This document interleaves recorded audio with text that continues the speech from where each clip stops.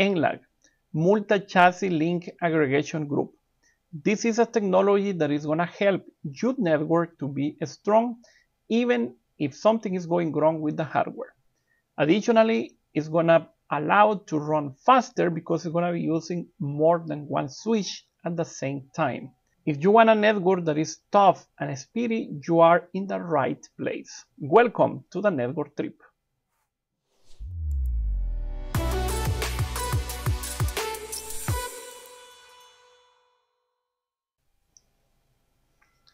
Hello and welcome. In this new adventure, we're gonna go over MLAG. This is a technology that is available on all the CRS 300, 500 series, and additionally the 2116 and 2216, these for the CCR families. All of those devices must be running router OS 7 to be able to work with this technology. So before jumping into MLAG, we need to understand another technology that is going to be used underneath. And I'm talking about LACP. That stands for the Link Aggregation Control Protocol. That basically is a technology that is going to help to bundle multiple physical network connections into only one virtual interface. So for example, if I have here one switch, and here I have a second switch. So commonly, if we only have one upstream, that means one connection from one switch to the other, so everything is going to work just fine. But the problem is that we are limited to the speed in that physical link.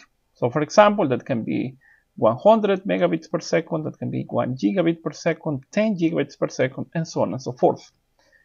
If we want to have more than that, then we can connect a second cable. But now we can have what is called a loop in layer 2. So to avoid that, the switches will use a protocol that is called RSTP. That basically is going to block one of those interfaces, and in that way is going to avoid having that loop. Still, we're going to have redundancy, but we won't be able to use those two physical connections at the same time.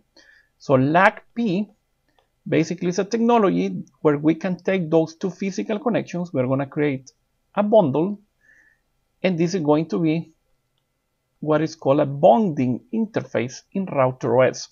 And now, instead of dealing with two physical interfaces, we are going to be dealing with one virtual interface. So now let's think what happens in this scenario if we are relying using a single switch. So if this switch is going down, so that means that all the traffic that is coming into S2 is also going to go down. So a better approach could be to use what is called MLAG. That basically, instead of having just one upstream switch, we are going to have two of them. And now the scenario is going to be something like this. So we're going to have the switch number 1 over here. We're going to have the switch number 2 over here. And then here we're going to have another switch. So let's call it the access switch. And then we can have a cable going from that switch to S1. We can have a second cable going from the access switch to S2, and then we are going to create a bonding interface by using LACP in that access switch. But for those two upstream switches, we need to use what is called MLAG. So we need to have a dedicated connection between the switches that will be using a protocol that is called ICCP. That basically is going to allow those two switches to manage all the control information to be able to create that bonding, even though that now we have two separate devices. And now your network is going to be more resilient to failures at the hardware level. If for any reason that switch is going down, all the traffic will flow over S2. And if those two switches in the upstream are running, then the access switch is going to be sending traffic through those two switches. So that means that now you will have more bandwidth available, you will be using less resources on those switches because you are distributing the traffic across those two switches. So basically that's the whole point with MLAG. So you can see here this diagram. So we have two switches at the access layer. So every switch is connected to two different switches that will be in the distribution layer. And then if for any reason this switch is going down, then A is able to send the traffic out of the second switch. And also B is connected to those two switches. We have the MLAG working over here. We have a control link that is in between those switches at the distribution layer. And then at the top, you can have all your layer 3 network. So here you can have a router, you can have multiple routers. So basically, this is how MLAG is going to work for the CRS 300 series, 500 series. Those are switches, and they must be working in layer 2. So you are using layer 3 hardware offloading, then this protocol is not going to work. So remember, for those devices, they must be working in the layer 2. Still will be able to use hardware offloading, but just for layer 2, not for layer 3.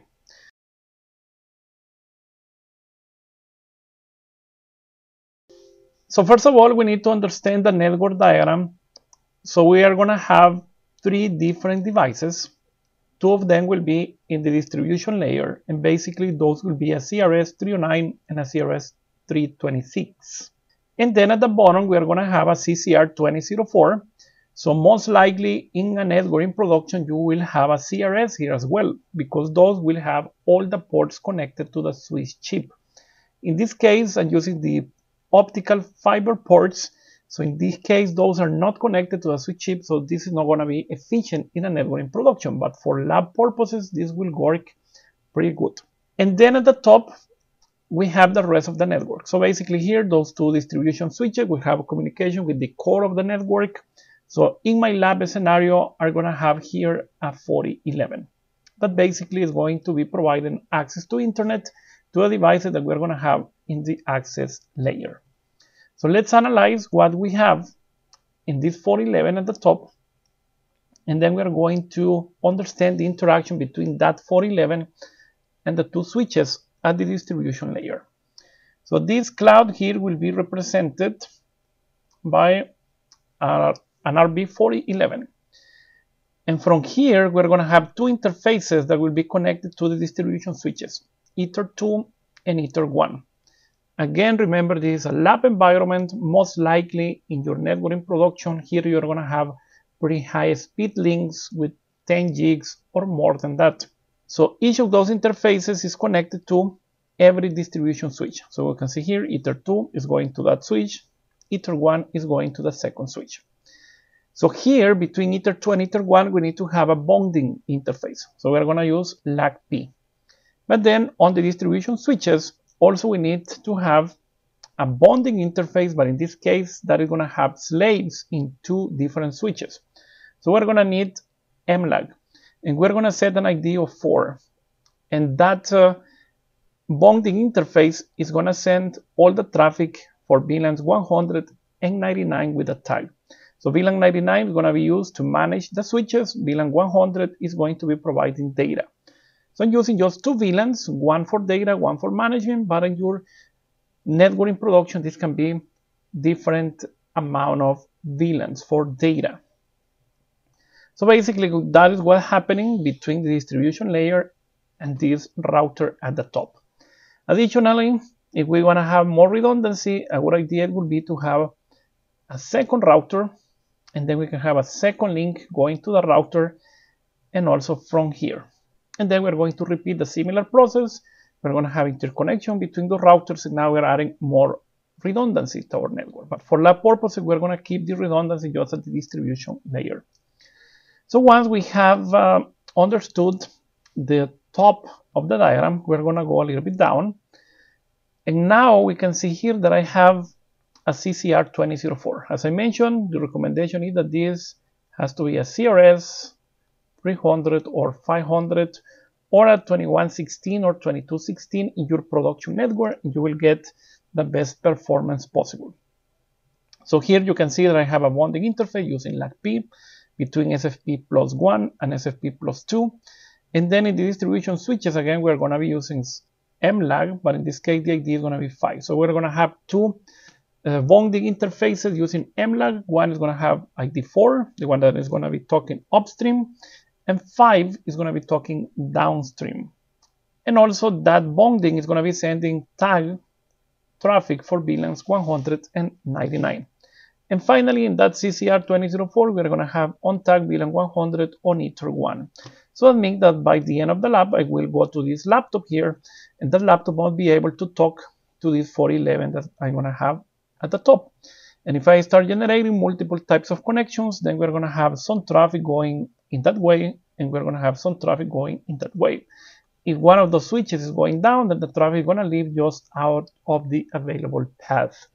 So we're going to start by configuring this device here at the bottom. So we're going to call this one the client. So here we don't need to configure MLAG because here we simply need to create a bonding interface, Ether 1, and then we're going to put those two interfaces in a bridge. We're going to configure the VLAN table. A prerequisite for understanding this class is to know about VLAN filtering. If you are not familiar with the topic on the CRS 300, 500s, I recommend you to watch first the video I'm suggesting here at the top. So let's see what is going to be the process that we're going to follow to configure the client device. So the process is here in this diagram. So I will go now to the 2004. And basically the first step is that we need to create a bonding interface. So I will come to interfaces. Then we go here, we're going to find bonding. So now there is no bonding interface, so I will add a new one. We'll simply call it bonding. And then we go to the second tab, we can add here the slaves that will be participating in that bonding. So if we check the diagram, we can see that on this client, that bonding has as slaves the SFP plus 1 and 2. So I will simply pick those two interfaces, 1 and 2. And then for the mode, we must be using the standard, and that is LACP or 802.3AD. So I will select that one. And then we have the hash policy. We can be using hash to calculate where the traffic is going to be sent out of. And we can use just the MAC address NIP, and the IP and port number. So I'm going to use the last option. And basically that's it. Now I can click OK. Basically, we are ready with this step number 1. The next step is to create the bridge interface. So we can see that we are going to have this bonding interface plus Ether 1 on a bridge. So we need to have that bridge interface. This is going to be bridge 1. And the next step is going to be add those bridge ports. So we'll go here to ports, and then we're going to add Ether 1. And also we need to add the bonding interface. And the next step here is going to be creating the VLAN table. This traffic is going to leave with tag out of the bonding interface, and it's going to leave on tag out of Ether 1. So the bonding is going to be managing 199, Ether 1 only 100. So we're going to come here to VLANs. This is on the bridge menu, VLANs, and then we're going to add the VLAN ID 100. This is going to be tagged on the bonding interface, and it's going to be on tag on Ether 1. And then we're going to click OK. So Ether 1 is an access port, so we need also to set the PV ID. So we'll go here to ports, then Ether 1 VLAN, and then the PV ID is going to be 100. And we need second entry for VLAN 99. This is going to leave with tag out of the bonding interface. And also we need to have a management IP in that switch. And for doing that, we need to add the bridge interface itself. So this is the only VLAN that will have access to the CPU, because we need to set an IP address, and then we'll be able to access that switch by using that IP address. So now we can click OK.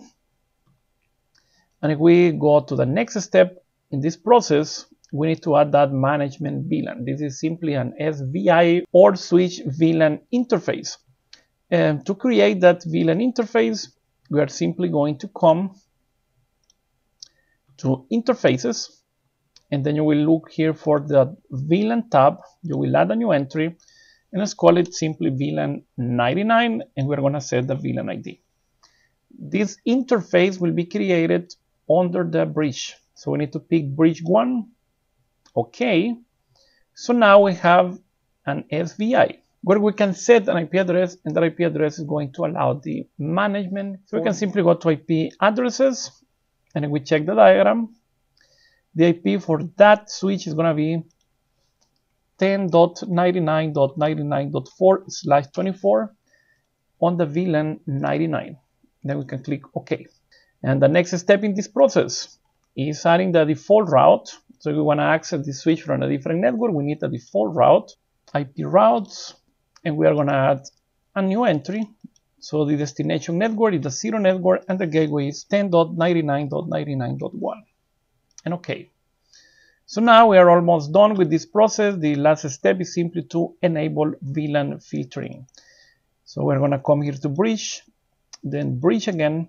We're going to double click on the bridge interface. We'll go to the VLAN tab. We're simply going to enable VLAN filtering. Now we can click OK. Probably will lose access to this switch for a few seconds, then you will have to regain access. So now basically this device has all the configuration ready. And then we can start talking about the devices at the distribution layer that actually are the ones that will be dealing with MLAG. So now let's go with the configuration of the first distribution switch. Here we have the CRS326. The process is here in this diagram, so we can see that we're going to start by creating the bonding interface. The process is going to be pretty similar to the one that we follow on the client device. The only difference here is that now we need to set the MLAG ID. So this is going to help to identify the peer, because now the slaves will be in two different switches, not just in one physical device. So let's come back to the diagram and let's go here to the CRS326, and then we're going to create the bonding interfaces. So we have two bonding interfaces. So interfaces, then we'll go here to bonding, and we're going to add the first one. So let's call it this bonding upstream. This is the one that is going to be talking to the core layer. And then here we'll go to bonding, and we can see according to the diagram that this is going to be Ether 2. The mode, again, we must be using the standard, hash policy, layer 3 and 4, and the MLAG ID. So this is the new field that we must add in this configuration, and this is going to be 4. And then we can simply click OK. So now I was connected via those interfaces, so it's going to restart that connection. So I have to wait for a few seconds. You can see that now I'm connected to the device again. So now I need to add a new bonding interface, but now it's going to be downstream, the one that is going to be facing the CCR2004. So I will add this one. This is going to be bonding downstream. And in this case, the slave is going to be SFP +1. So we're going to select that interface, mode, the standard, and basically all the remaining fields will be the same, except the MLAG ID, that in this case is going to be 5. So we're going to set this to 5. And now we can click OK. So now we have two bonding interfaces for downstream and upstream in this CRS326. And that is the first step in the process. So let's check the next one. So the next one is basically just to create the bridge interface, and then we are going to add all the bridge ports. So let's go back, and if we see the diagram, basically we can see here that we're going to have 3 interfaces in that bridge. So we need to create a bridge. This is simply going to be bridge 1. So we're going to add the first bonding, the upstream. Then we're going to add the downstream. And finally, we need to add Ether 1. So this is the one that is going to be used by ICCP to be able to create that bonding interface using MLAG. So we're going to add that one, Ether 1. You can see that here we're going to use the on-tag VLAN 50. So basically, every MLAG is going to require a dedicated on-tag VLAN. So in this case, it's going to be 50. So I'm going to set that value on iter1, and now we can click OK. So that means that now we are ready with the second and third step. And the next step is to create a VLAN table. And basically here, the only point that is going to be different than all the rest of VLAN filtering is that iter1, the ICCP port, must have a common on-tag VLAN ID. So let's go back. And now we're going to go to the VLAN table. And we are going to add the entry. So we can see that this is going to be tagged in those bonding interfaces for VLAN 199. So let's start with 100. So we need to tag on the downstream, upstream, and additionally we must add for all the VLANs this ICCP port, in this case iter1. And the next one is going to be VLAN 99. Also going to go tag and tag in those two bonding interfaces, downstream, upstream. Also, we must include the MLAG peer interface, and additionally, we need to access this device, so we need to provide access to the CPU. So I need to add the bridge. So you can see this is going down and up.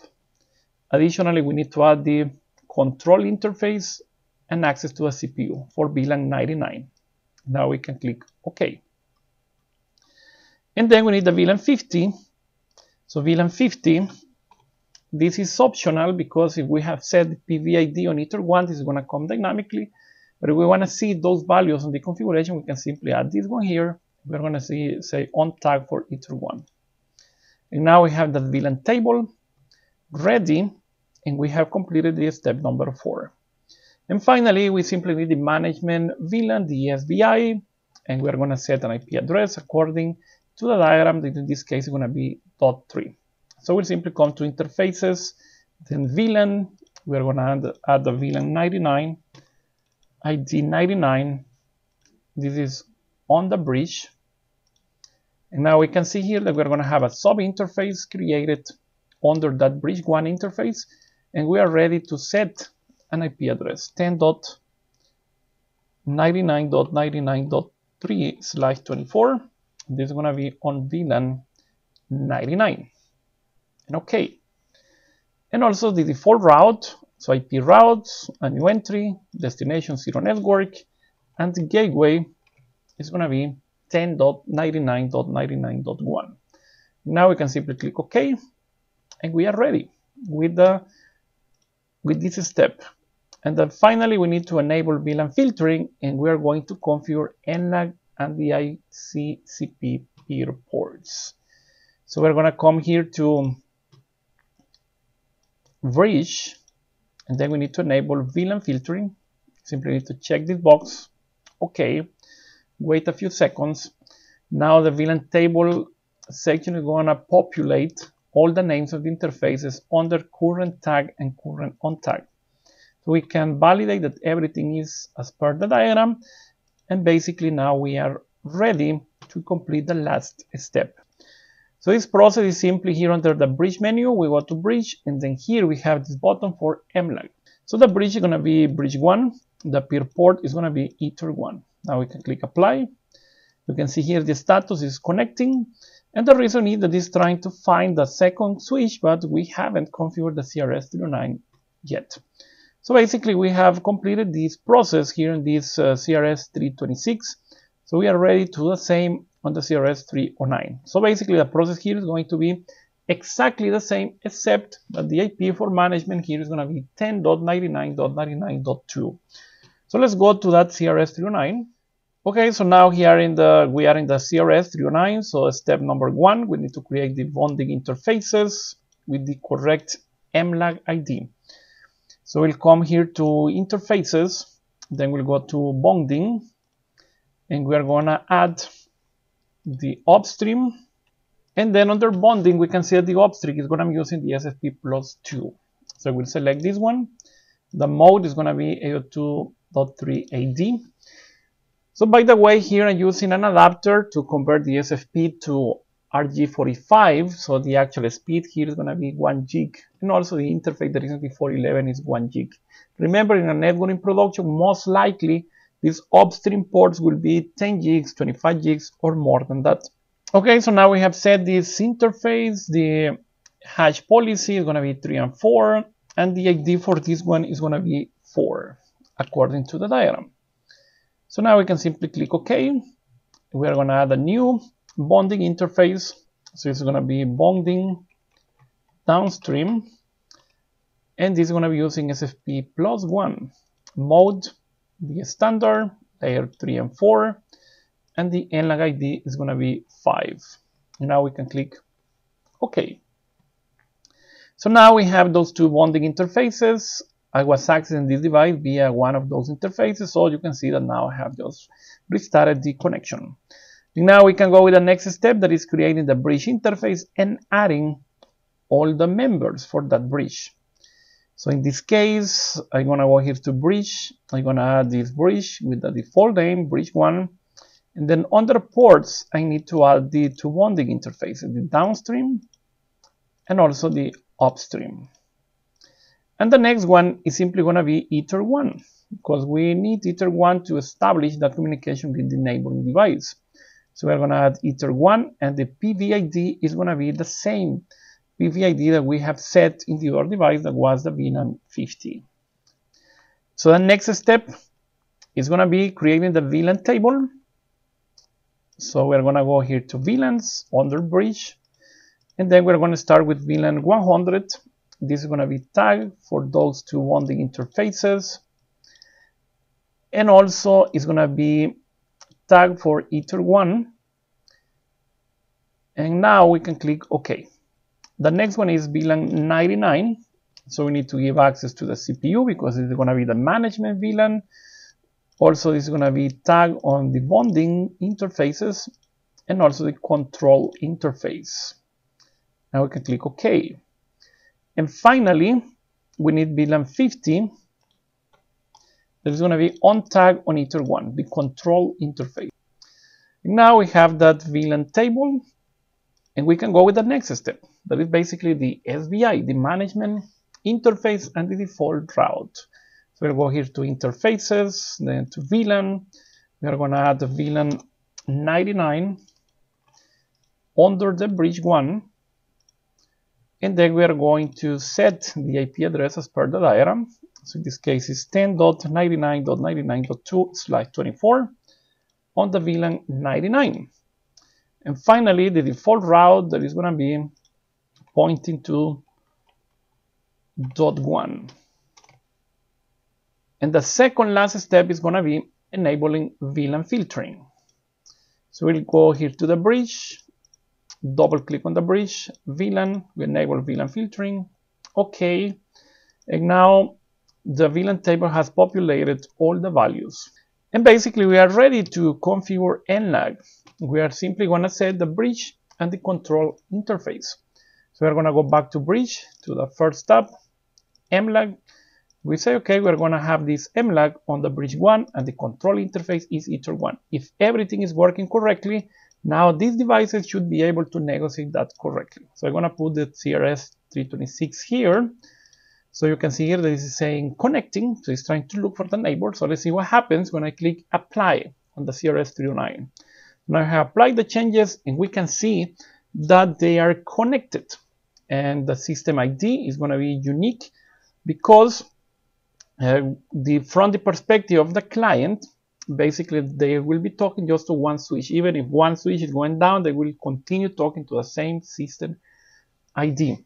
And we can see that this is the primary and this is the secondary role. So if we go to the CCR 2004, and then I come here to interfaces, and then bonding, monitor slaves, in the start, I will see two interfaces that are connected.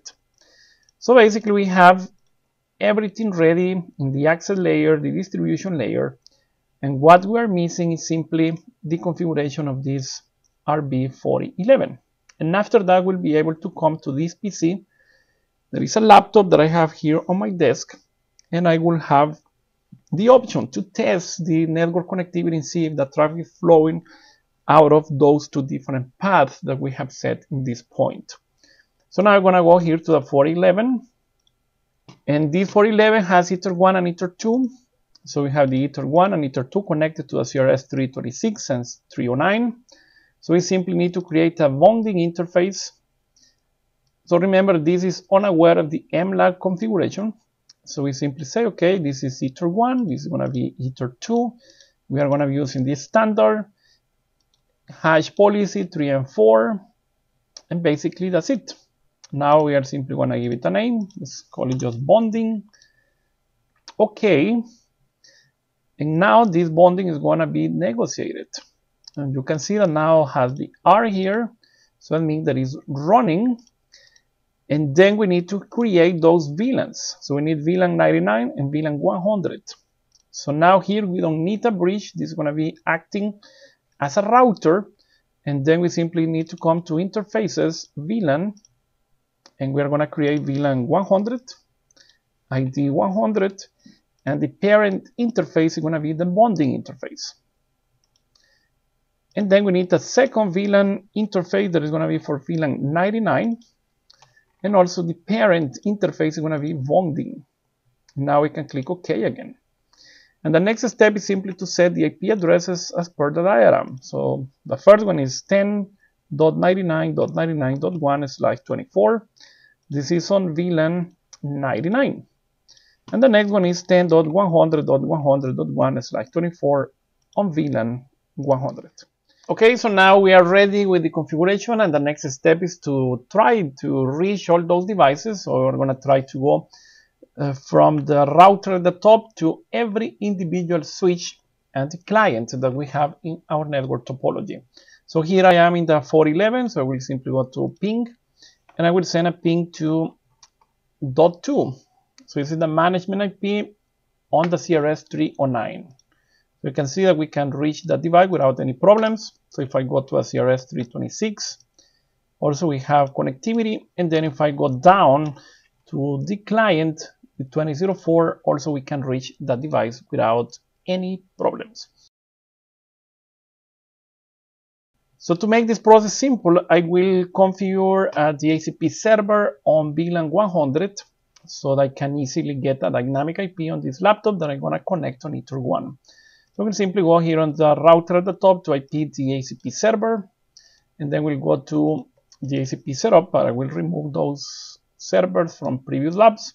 So it's going to be running on VLAN 100, and then we are simply going to click on next, next, next, and next. So now we are ready. The next step is to test. So we are going to jump to a laptop that is connected on Ether 1 on that CCR2004.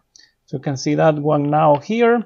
So we'll simply connect a cable, and this should get a dynamic IP from that RB411. We can see that we got an IP 253, and if we go to the terminal,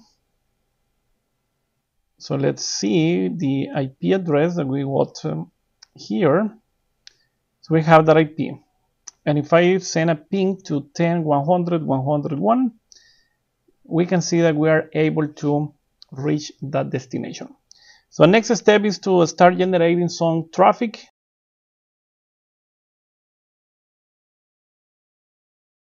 So you can see some traffic here on the CRS 326, some traffic on the 309, and basically we are meeting the goal that we had at the beginning of this lab. That basically the traffic is going to go without any problems. So now let's go back to the laptop.